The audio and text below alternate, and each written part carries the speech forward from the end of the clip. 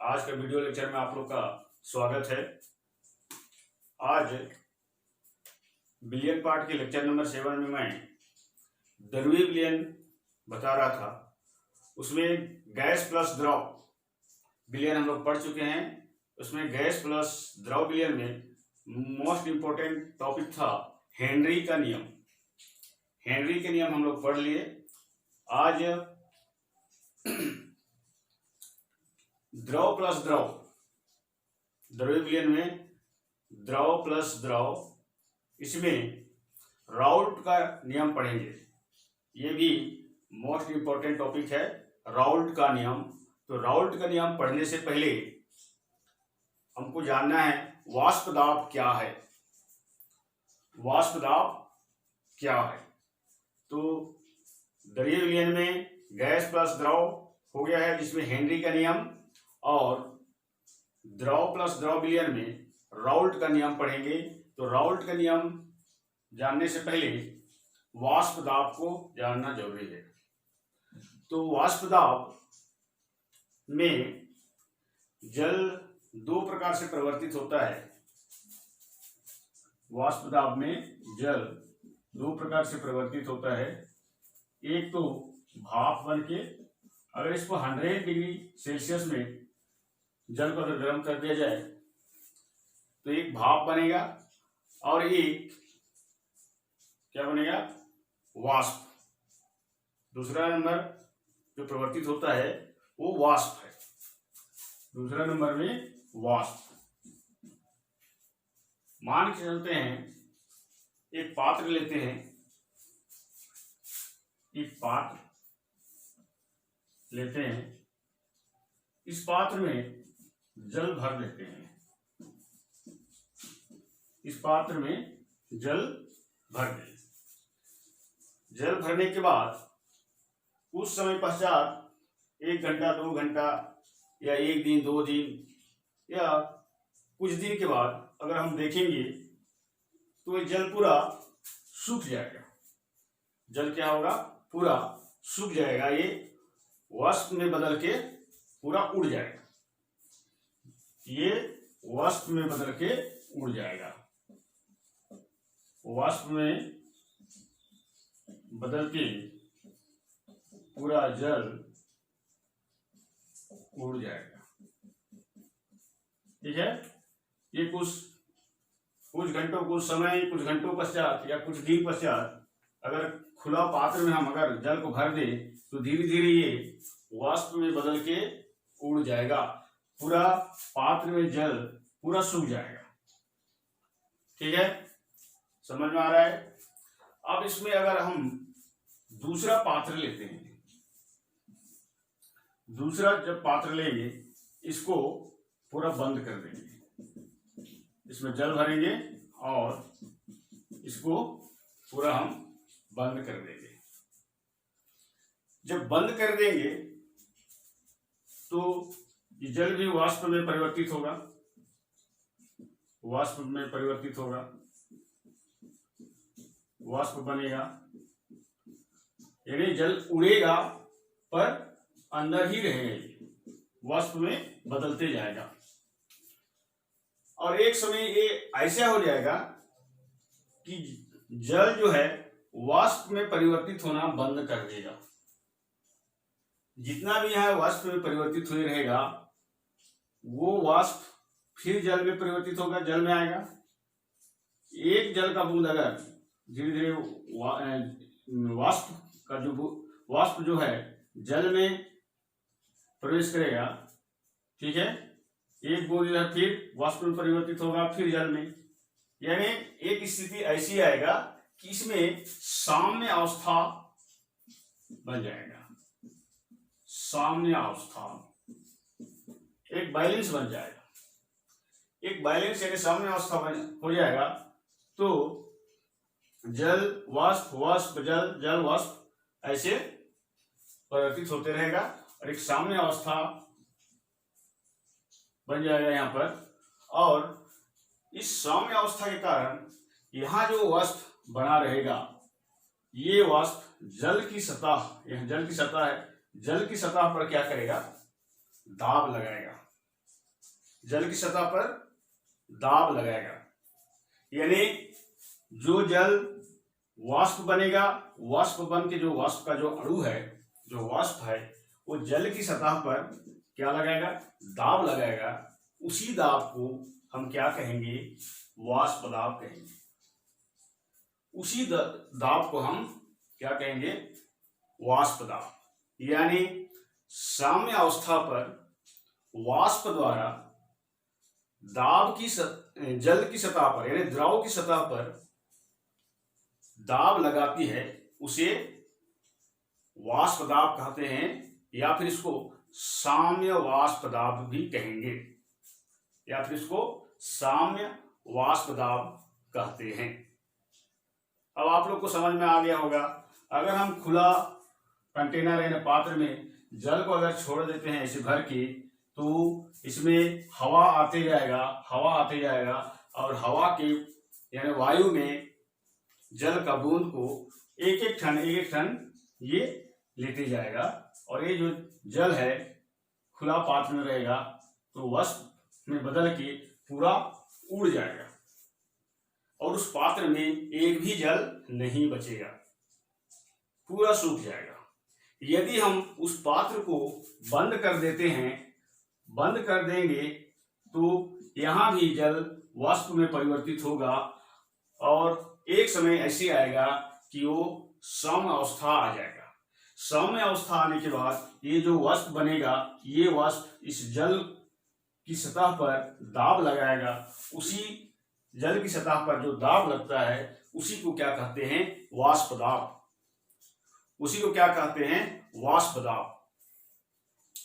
यानी आप परिभाषा लिख सकते हैं, एक निश्चित ताप पर साम्य अवस्था में वाष्प के अणुओं के द्वारा द्रव की सतह पर उत्पन्न किया गया दाब साम्य वाष्प दाब कहलाता है।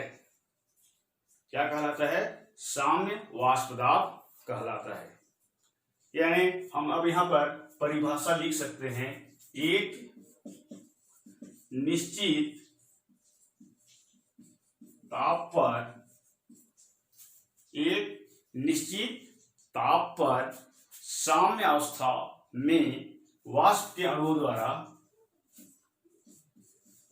साम्य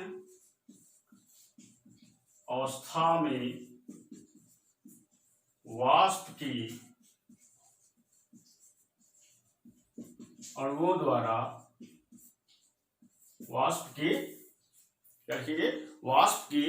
अणुओं द्वारा द्रव के सतह पर उत्पन्न किया गया दाब, द्रव की सतह पर उत्पन्न किया गया दाब साम्य वाष्प दाब, साम्य वाष्प दाब कहलाता है। और इसी वाष्प दाब को अंग्रेजी में वेपर प्रेशर कहते हैं। क्या कहते हैं, वेपर प्रेशर कहते हैं। आप लोग को समझ में आ गया होगा कि वाष्प दाब किसे कहते हैं।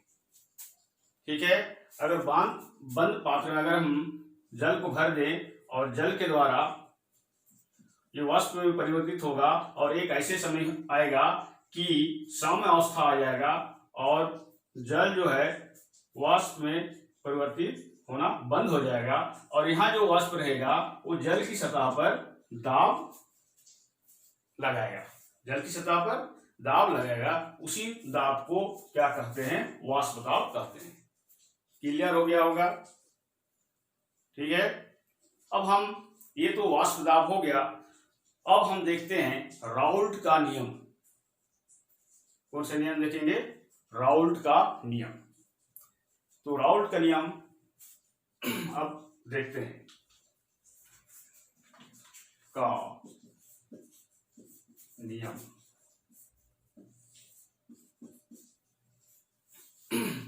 राउल्ट का नियम को समझने के लिए पहले दो कंटेनर यानी दो पात्र लेते हैं। इस प्रकार से दो पात्र लेंगे, दोनों बंद पात्र रहेगा, दोनों में जल भरा रहेगा। ये रहेगा द्रव ए, और एक पात्र लेते हैं, ये रहेगा द्रव बी। ठीक है। अब द्रव ए में भी वाष्प दाब बन रहा है, वाष्प बन रहा है, और जल की सतह पर वाष्प दाब हो रहा है, जल की सतह पर वाष्प दाब लगा रहा है। ठीक है। और द्रव बी में भी यहां वाष्प बनेगा, और जो वाष्प है ये द्रव की सतह पर दाब लगाएगा, यानी यहां भी वाष्प दाब हो रहा है। ठीक है। अब यहां पर देखा जाए कि शुद्ध अवस्था में द्रव का वाष्प दाब, हम यहां पर मानेंगे शुद्ध अवस्था में द्रव का वाष्प दाब, यानी यहां पर लिखेंगे शुद्ध अवस्था में द्रव का वाष्प दाब क्या मानेंगे, पी ए नॉट।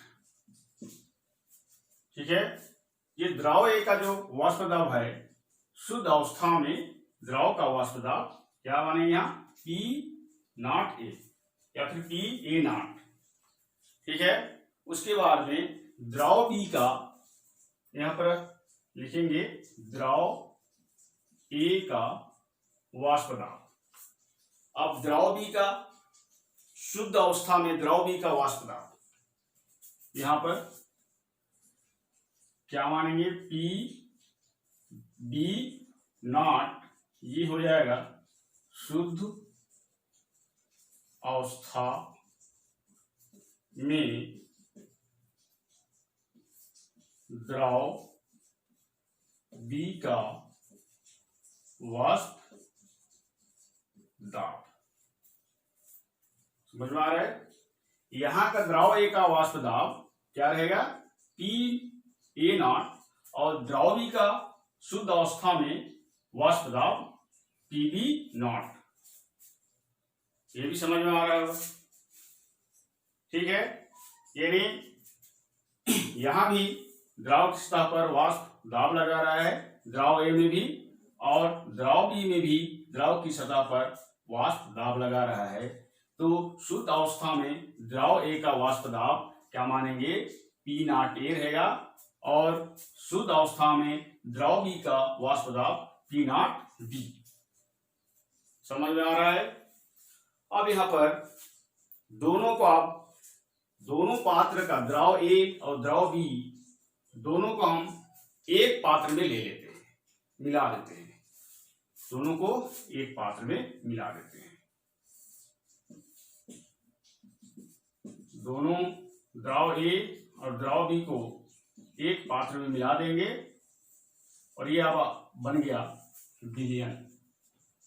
क्या बन गया, या विलयन बन गया। ठीक है।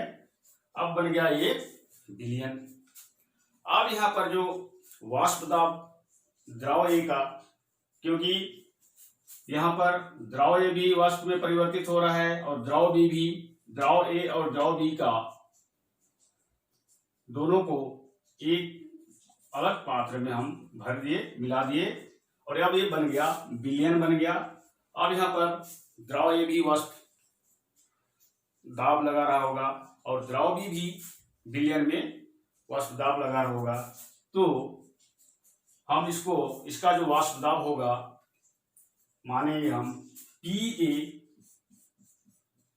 ए बराबर ये हो जाएगा विलयन में द्रव ए का वाष्प दाब, विलयन में द्रव ए का वाष्प दाब। ठीक है। और पी बी विलयन में द्रव बी का वाष्प दाब, द्रव बी का वाष्प दाब। यहाँ द्रव ए लिए और द्रव बी, अब दोनों को हम यहाँ मिक्स कर दिए तीसरा नंबर कंटेनर पात्र में। अब ये विलयन बन गया। यहाँ पर द्रव ए भी वाष्प दाब लगा होगा और द्रव बी भी वाष्प दाब यहाँ पर लगा रहा होगा। कौन ज्यादा लगा रहा है, कौन कम लगा रहा है, इसको जानना जरूरी है, क्योंकि यहाँ पर द्रव ए भी है और द्रव बी भी है। तो जो ज्यादा रहेगा वो ज्यादा वाष्प दाब लगाएगा। मान के चलो द्रव ए यहाँ ज्यादा है तो द्रव ए ज्यादा लगेगा, अगर द्रव बी ज्यादा है तो द्रव बी वाष्प दाब ज्यादा लगाएगा। ठीक है, समझ में आ रहा है? तो इसमें अब द्रव ए कितना मात्रा में है और द्रव बी कितना मात्रा में है, उसको जानने के लिए हम सांद्रता के पद में कोई भी अगर विलयन में जिसकी मात्रा ज्यादा हो उसको समझने के लिए हमको क्या जानना जरूरी होता है? मोल अंश। क्या जानना जरूरी होता है? मोल अंश। ठीक है, तो अब हम इसको राउल्ट के नियम के अनुसार अब हम इसको देखेंगे। तो अब राउल्ट का नियम, अब यहाँ किसकी मात्रा ज्यादा है और कौन किसके समानुपाती होगा, यानी जो पी ए विलयन द्रव ए का वाष्प दाब है और पी बी विलयन में द्रव बी का वाष्प दाब हम माने हैं, तो ये पी ए समानुपाती कितना हो जाएगा? मोल अंश के समानुपाती होता है, यानी एक्स ए। ठीक है, द्रव ए का वाष्प दाब समानुपाती द्रव ए का मोल अंश। ठीक है, यहां पर हम राउल्ट का नियम अब यहां पर लागू करेंगे, यानी किसी द्रव्य विलयन में प्रत्येक द्रव का आंशिक दाब।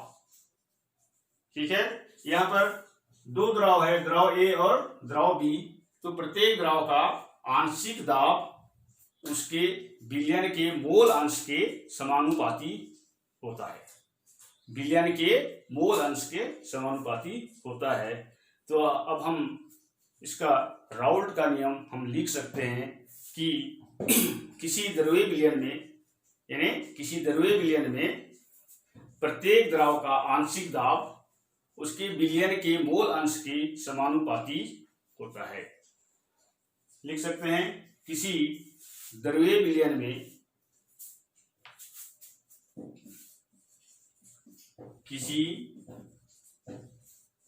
द्रव्य विलयन में, किसी द्रव्य विलयन में प्रत्येक द्रव का आंशिक दाब, प्रत्येक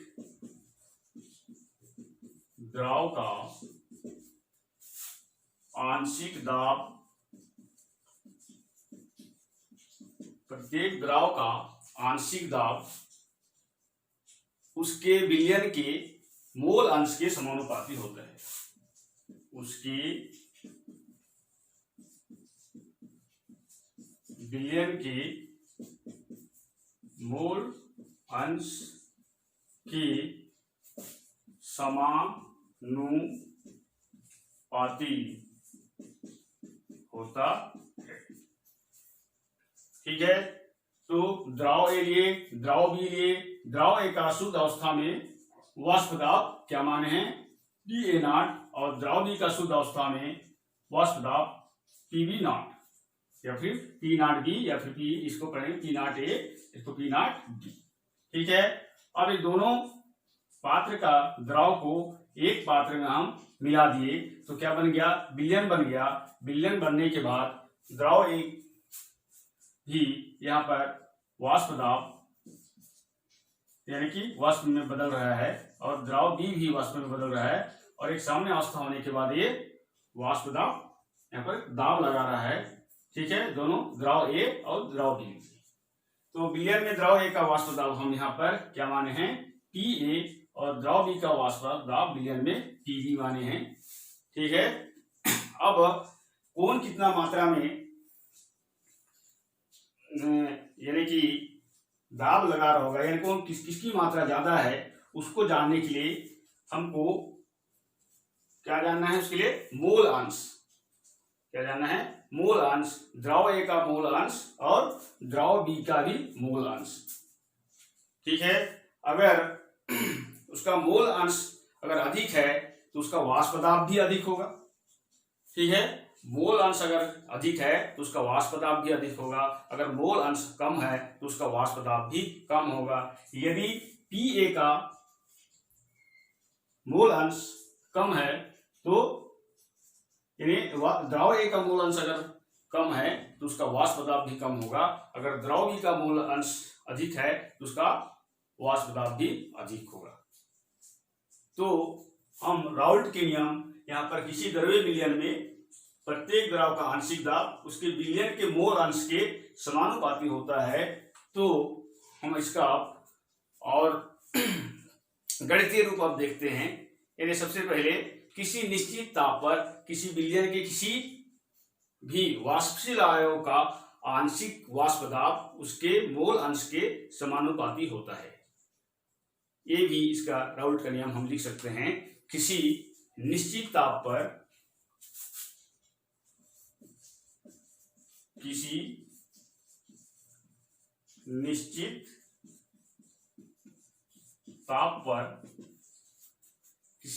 ताप पर किसी विलयन की किसी भी वाष्पशील अवयव किसी निश्चित ताप पर किसी विलयन के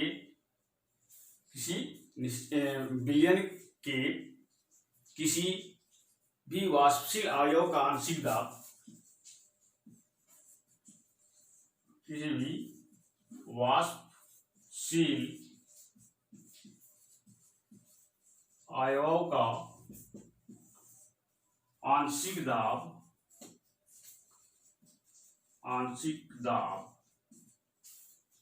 किसी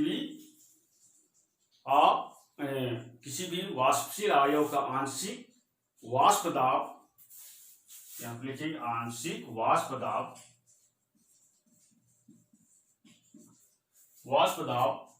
उसके मूल अंश के समानुपाती होता है। उसके मूल अंश के समानुपाती होता है। समानुपाती होता है। अब यहाँ पर दो द्रव जो है, दो मिश्रणीय द्रव ए और बी लिए हैं। ठीक है। उसमें द्रव ए का मोल अंश और द्रव बी का मोल अंश, दोनों का आंशिक दाब हम यहाँ पर Pa और द्रव ए का यानी कि आंशिक वाष्प दाब Pa और द्रव बी का आंशिक वाष्प दाब Pb यहाँ पर माने हैं। ठीक है। अब हम यहाँ पर इसका गणितीय रूप देखते हैं। राउल्ट के नियम हो गया। अब इसका हम गणितीय रूप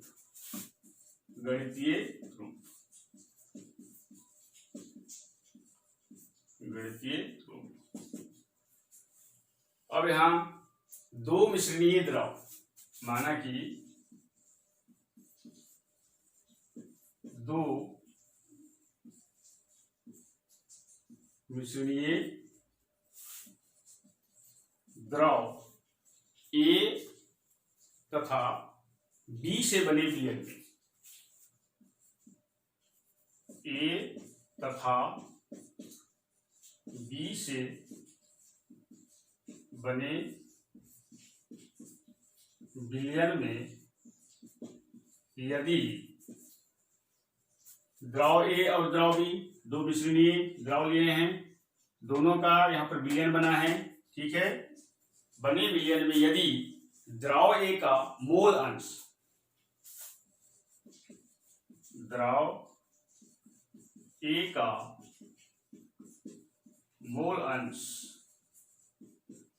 बराबर कितना हो जाएगा XA तथा द्रव B का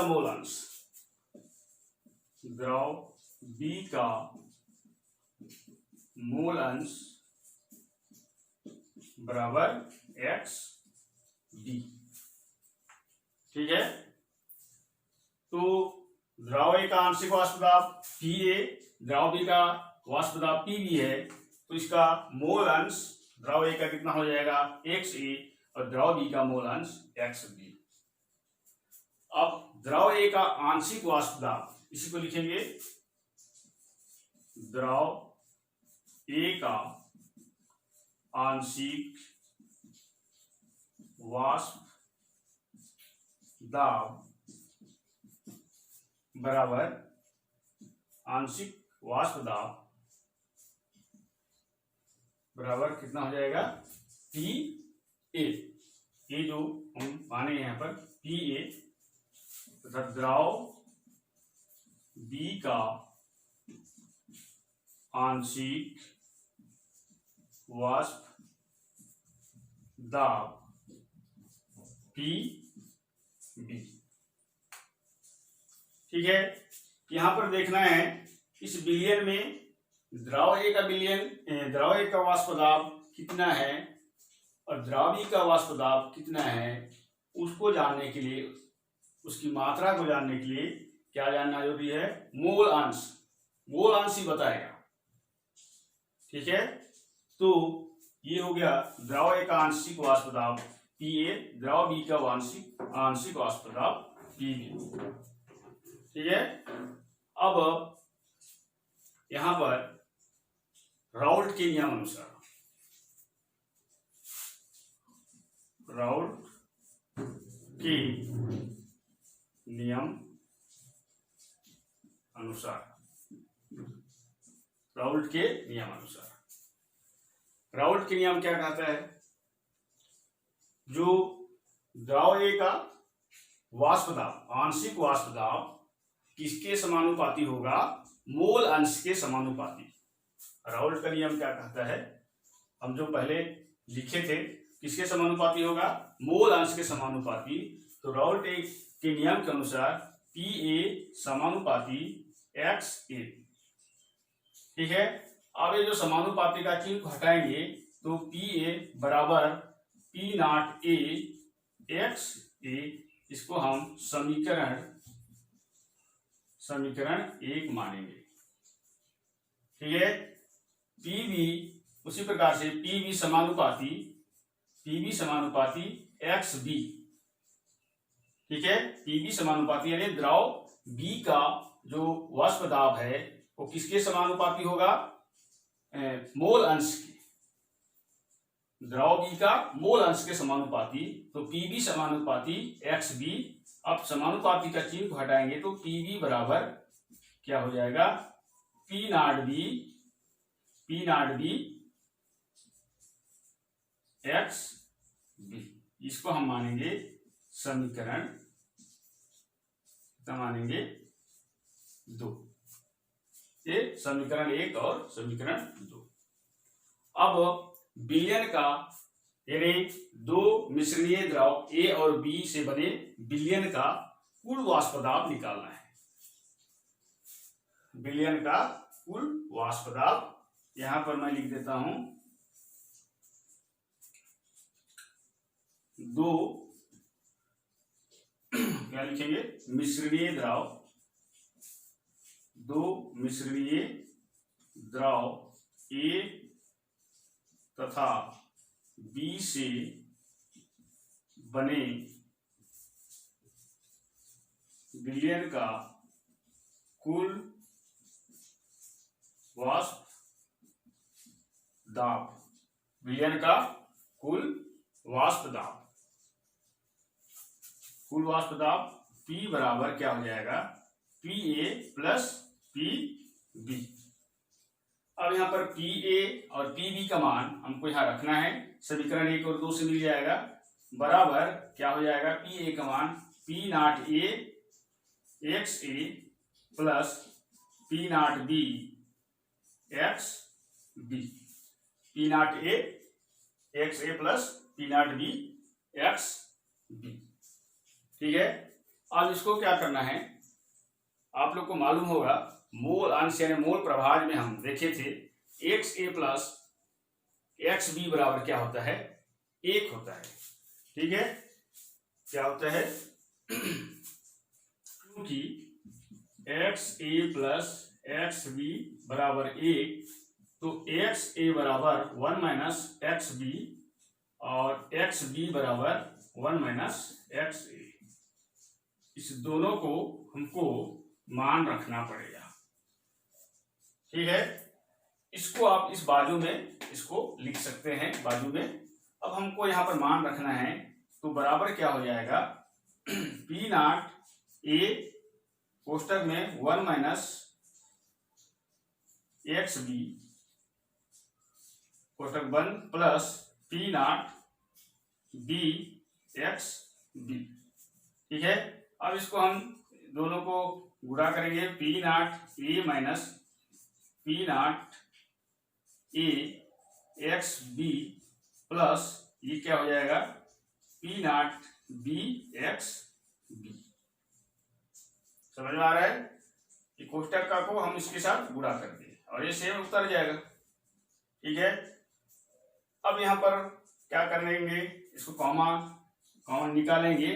कैसे करना है, P नॉट A प्लस क्या करेंगे, यहाँ XB को निकाल देंगे, कोष्टक के अंदर में P not A plus A minus P not क्या हो जाएगा, B हो जाएगा। क्या हो गया, P not A plus XB। यहाँ इसको समीकरण 3 मानेंगे, ये वाला को समीकरण 3। ठीक है, अब उसी प्रकार से इसके आगे फिर हल करते हैं। उसी प्रकार आप इसमें इस सेकेंड वाला मान को रखेंगे, क्या हो जाएगा, P not A XA plus P not B कोष्टक में 1 माइनस XA। इस मान को यहां पर रख दिए। समझ में आ रहा होगा। अब इसके आगे में अब हम बनाएंगे, इसके आगे में मान रख दिए। मान रखने के बाद इसके आगे हो जाएगा P not A XA plus इसको इसके साथ गुणा करेंगे तो P not B minus P not B XA। ये हो गया। अब इसको आगे फिर हल करेंगे तो P नॉट B को बाहर निकालेंगे, P नॉट B, इसको P नॉट B, उसके बाद प्लस चिन्ह लगाएंगे, यहाँ कॉमन निकालेंगे इसको XA। ठीक है, X को निकालेंगे और अंदर में ये दोनों को P not A minus P not B, ये हो गया P not A minus P not B। ये हो गया आपका समीकरण 4। समीकरण 4। ये जो समीकरण 3 और 4 हम निकाल लिए। ये दोनों का मान जो है इन्हें P नॉट A और P नॉट B के मान जो है स्थिरांक होते हैं। ये हो गया आपका राउल्स का नियम का ये एक समीकरण और ये एक। ठीक है, गणितीय रूप हो गया। तो इस प्रकार से आप लोग को समझ में आ गया होगा। अगर नहीं आया है तो बार बार वीडियो को रिवर्स करके देखेंगे और नोट्स बनाते जाएंगे। यानी हम पहले द्रव ए लिए और एक द्रव बी लिए। ठीक है, यहाँ पर शुद्ध अवस्था में द्रव ए का वाष्प दाब P नॉट A और द्रव बी का वाष्प दाब P नॉट B माने। ठीक है, अब दोनों का द्रव को एक पात्र में ले लिए और विलयन बन गया और द्रव A का वाष्प दाब और द्रव बी का वाष्प दाब। ठीक है, इसको हम क्या माने हैं, PA द्रव A का और PB। ठीक है, अब कौन कितना मात्रा में है, जो जितना ज्यादा मात्रा में होगा वो उतना ही ज्यादा वाष्प दाब बनाएगा, यानी वाष्प में परिवर्तित होगा और वाष्प दाब बनेगा। ठीक है, तो उसको जानने के लिए हमको सांद्रता के पद में किसकी मात्रा ज्यादा है, तो क्या होगा वो मोल अंश, क्या होगा वो मोल अंश। तो उसी के आधार पर यहां पर हम गणितीय रूप निकाले हैं। ठीक है, तो प्रत्येक द्रव का जो आंशिक दाब होता है वो उस विलयन के मोल अंश के समानुपाती होता है। ये राउल्ट का नियम है। ठीक है, दो मिश्रणीय द्रव ए और बी लिए, ठीक है, दोनों का वाष्प दाब, एक का पी ए और बी द्रव का वाष्प दाब पी बी माने। ठीक है, और जो आंशिक वाष्प दाब जो है वो किसके समानुपाती होता है, मोल अंश के। किसके समानुपाती, मोल अंश के समानुपाती होता है। ये तो हो गया वाष्प दाब और राउल्ट का नियम। अब राउल्ट का नियम का हम देखेंगे, उसका ग्राफ देखेंगे। ठीक है, वाष्प दाब और मोल अंश के मध्य ग्राफ। वाष्प दाब और मोल अंश के मध्य ग्राफ। ठीक है, ग्राफ जानना जरूरी है। सबसे पहले द्रव्य विलयन में द्रव गैस प्लस द्रव पढ़े, उसमें हेनरी का नियम। अब द्रव प्लस द्रव में, द्रव प्लस द्रव विलयन में राउल्ट का नियम। राउल्ट का नियम जानने से पहले हम वाष्प दाब को पढ़े। ठीक है, अब उस वाष्प दाब और मोल अंश के मध्य ग्राफ समझेंगे। ठीक है, तो एक ग्राफ बनाते हैं। ठीक है, यहां पर x बराबर 1 और xb बराबर 0, इधर x a बराबर 0 और xb बराबर 1। ठीक है, अब यहां पर ये जो यहां पर मोल अंश, ये जो बिंदी है, ये बिंदी यहां पर लिख सकते हैं इसको शुद्ध द्रव ए, और इधर ये वाला बिंदी शुद्ध द्रव बी। ठीक है, अब यहां पर देखेंगे ये जो ग्राफ दिया है, ये जो x a बराबर 1 है, ये जब बाएं से दाएं जाता है तो इसका मान जो है कम होते जाता है। ठीक है, इसका मान कम होते जाता है। यहाँ पर x1 बराबर 1 था, यानी द्रव A का मोल अंश यहाँ पर 1 था, इधर आया तो कितना हो गया, बाएं से दाएं इधर गया तो 0 हो गया, और द्रव B का मोल अंश यहाँ 0 था, ये बाएं से दाएं गया तो ये बढ़कर कितना हो गया, 1 हो गया। ठीक है, तो द्रव A का मोल अंश, ठीक है, द्रव A का मोल अंश ये किसके समानुपाती होता है, इसका द्रव A का वाष्प दाब P0A, P0A। ठीक है, ये इसका मोल अंश यहाँ 1 था, ये इसका वाष्प दाब धीरे धीरे ये क्या हो गया, कम होते होते इधर कितना हो गया, 0 में आ गया। ठीक है, कितना आ गया, 0 में आ गया। तो ये वाष्प दाब इधर लिख देंगे, वाष्प दाब। ठीक है, अब यहां वाला बिंदु को देखते हैं, इधर वाला द्रव B का वाष्प दाब, हम जो शुद्ध अवस्था में वाष्प दाब जो माने थे वो यहां पर कितना हो जाएगा, P0B, और इसका द्रव A का P नॉट E। ठीक है, ये द्रव B का जो मोल अंश है ये 0 था, ये धीरे धीरे बढ़ते बढ़ते कितना हो गया, यहां पर 1 हो गया। कितना हो गया, 1 हो गया। तो ये हो जाएगा राउल्ट के नियम के अनुसार Pb